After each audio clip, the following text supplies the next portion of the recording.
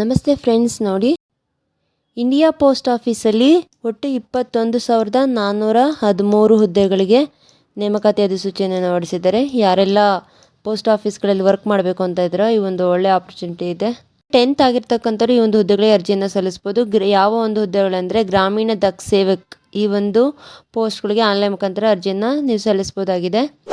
ನೋಡಿ, ಇದಕ್ಕೆ ಯಾವುದೇ ರೀತಿಯಾದಂಥ ಎಕ್ಸಾಮ್ಸ್ ಇರೋದಿಲ್ಲ. ಓಕೆ, ನಿಮ್ಮ ಒಂದು ಪರ್ಸೆಂಟೇಜ್ ಮುಖಾಂತರ ಅವರು ರಿಕ್ರೂಟ್ ಮಾಡ್ಕೊತಾರೆ.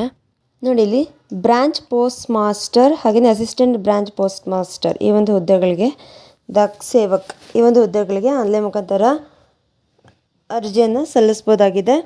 ಆನ್ಲೈನ್ ಮುಖಾಂತರ ಅರ್ಜಿ ಸಲ್ಲಿಸಲು ಪ್ರಾರಂಭ ದಿನಾಂಕ ಬಂದು 10/2/2025ರಿಂದ 3/3/2025ರವರೆಗೆ ಅರ್ಜಿ ಸಲ್ಲಿಸಲು ಕಾಲಾವಕಾಶ ಕೊಟ್ಟಿದ್ದಾರೆ. ಹಾಗೆಯೇ ಏನಾದರೂ ಎಡಿಟ್ ಅಥವಾ ಕರೆಕ್ಷನ್ ಏನಾದರೂ ಮಾಡಬೇಕು ಅಂದರೆ 6/3/2025ರಿಂದ 8/3/2025. ಸೊ ಈ ಒಂದು ಡೇಟ್ ಒಳಗೆ ನೀವೇನಾದರೂ ಕರೆಕ್ಷನ್ ಇದ್ದರೆ ಮಾಡ್ಕೋಬೋದು. ನೋಡಿ, ಈ ಒಂದು ಹುದ್ದೆಗಳಿಗೆ ಎಮಾಲ್ಯುಮೆಂಟ್ಸ್ ಎಷ್ಟಿದೆ ಅನ್ನೋದಾದರೆ, ಬ್ರಾಂಚ್ ಪೋಸ್ಟ್ ಮಾಸ್ಟರ್ಗೆ 12,000ದಿಂದ 29,380ವರೆಗೂ ಇದೆ. ಅಸಿಸ್ಟೆಂಟ್ ಬ್ರಾಂಚ್ ಪೋಸ್ಟ್ ಮಾಸ್ಟರ್ಗೆ 10,000ದಿಂದ 24,470ವರೆಗೂ ಇದೆ. ಓಕೆನಾ. ಎಲಿಜಿಬಿಲಿಟಿ ಕ್ರೈಟೀರಿಯಾ ಬಂದು ಏಜ್ ಲಿಮಿಟ್ ಅದರಲ್ಲಿ ನೋಡ್ತೀನಿ. ಏಜ್ ಲಿಮಿಟ್ ಮಿನಿಮಮ್ ಏಜ್ 18 ವರ್ಷ, ಮ್ಯಾಕ್ಸಿಮಮ್ 40 ಇಯರ್ಸ್ ಕೊಟ್ಟಿದ್ದಾರೆ. ಏಜ್ ರಿಲ್ಯಾಕ್ಸೇಷನ್ ಕೂಡ ಇರುತ್ತೆ. ನೋಡಿ, SC/STಗೆ 5 ಇಯರ್ಸ್ ಕೊಟ್ಟಿದ್ದಾರೆ, OBC 3 years, economically weaker section ಅವರಿಗೆ ಅದೇ ರೀತಿಯಿಂದ ಏಜ್ ರಿಲ್ಯಾಕ್ಸೇಷನ್ ಇರೋದಿಲ್ಲ. ಸೊ ಮ್ಯಾಕ್ಸಿಮಮ್ 40 ಇಯರ್ಸ್ ಅವ್ರಿಗೂ ಕೂಡ. ಪರ್ಸನ್ ವಿತ್ ಬೆಂಚ್ ಮಾರ್ಕ್ ಡಿಸಬಿಲಿಟಿಗೆ 10 ಇಯರ್ಸ್ ಕೊಟ್ಟಿದ್ದಾರೆ.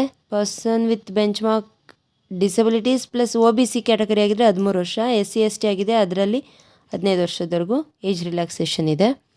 ಎಜುಕೇಷನ್ ಕ್ವಾಲಿಫಿಕೇಷನ್ ಬಂದು ನೋಡಿ, 10th ಆಗಿರ್ತಕ್ಕಂಥವ್ರು ಇಲ್ಲರೋ ಈ ಒಂದು ಹುದ್ದೆಗಳಿಗೆ ಅರ್ಜಿಯನ್ನು ಸಲ್ಲಿಸ್ಬೋದು. ಓಕೆ,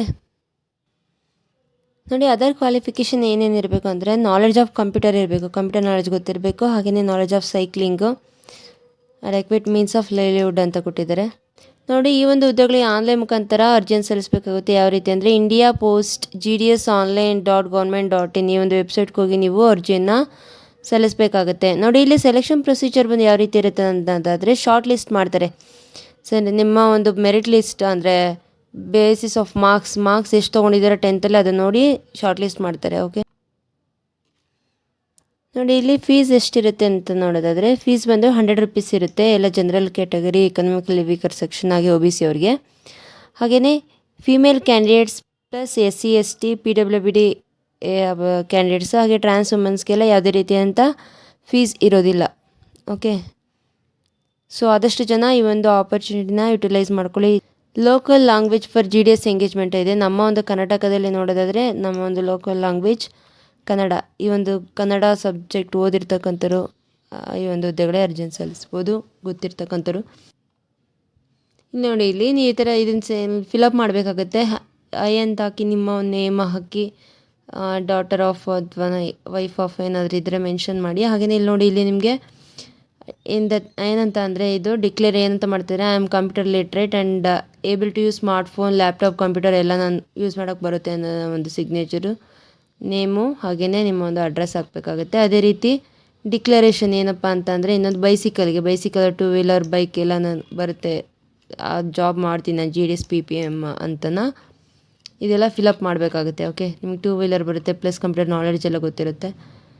ಹಾಗೆಯೇ livelihood for my self and family in the engagement of GDS ಅಂತ ಇದೆಲ್ಲನೂ ಫಿಲಪ್ ಮಾಡಿ ನೀವು ಅಪ್ಲೋಡ್ ಮಾಡಬೇಕಾಗುತ್ತೆ. ಓಕೆ, ಎಲ್ಲ ಡಾಕ್ಯುಮೆಂಟ್ಸ್ನ ಕೊಟ್ಟಿರೋದು ನೀವು ಟ್ರೂ ಇದೆ ಅಂತ ಹೇಳಿ ಡಿಕ್ಲೇರ್ ಮಾಡ್ತೀರ ಲಾಸ್ಟಲ್ಲಿ. ಓಕೆ, ಸೊ ಇದೆಲ್ಲನೂ ಮಿಸ್ ಮಾಡದೆ ಫಿಲಪ್ ಮಾಡಿ. ಓಕೆ, ಈ ಒಂದು ವಿಡಿಯೋನ ಆದಷ್ಟು ಜನಕ್ಕೆ ಶೇರ್ ಮಾಡಿ, ನಿಮ್ಮ ಫ್ರೆಂಡ್ಸ್ಗೆ, ಫ್ಯಾಮಿಲಿ ಮೆಂಬರ್ಸ್ಗೆ. ಸೊ 10th ಆಗಿರ್ತಕ್ಕಂಥ ಪ್ರತಿಯೊಬ್ಬರೂ ಈ ಒಂದು ಹುದ್ದೆಗಳಿಗೆ ಅರ್ಜಿಯನ್ನು ಸಲ್ಲಿಸ್ಬೋದು. Okay, thank you.